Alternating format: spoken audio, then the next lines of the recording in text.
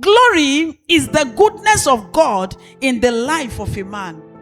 Romans chapter 2 verse 7. Glory is the goodness of God in the life of a man. So when we say restoring the glory of the firstborn, we are saying, God, show your goodness in the life of the firstborn, to them who by patient continence in well-doing seek for glory and honor and immortality, eternal life. Number 3, glory is the storehouse of God's treasure. What we are simply saying is that the firstborn carries glory. In him or her is the storehouse of God's treasure. Philippians 4:19, a very familiar scripture. My God shall supply all your need according to what? I don't like your response. By who?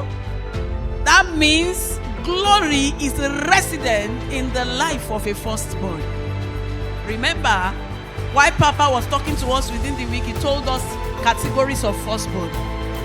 You can be firstborn by birth. Am I communicating? You can be firstborn by beloved, choice child.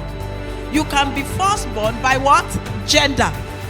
You can be firstborn by circumstance. You can be firstborn by death.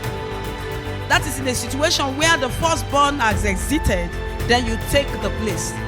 Because of our time, I hope you all understand that. All right, glory is the activation of man's destiny.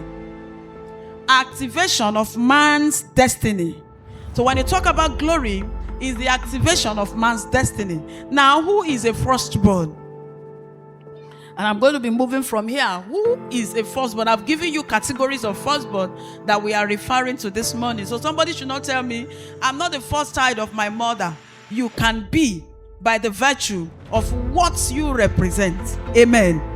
Now, is the identity of who you are among your mother's children, based on what I have said earlier, who you are amongst your mother's children explains that you are firstborn.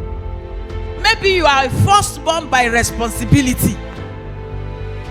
So nobody is debating that you are what? Firstborn. Or by birth, you are firstborn.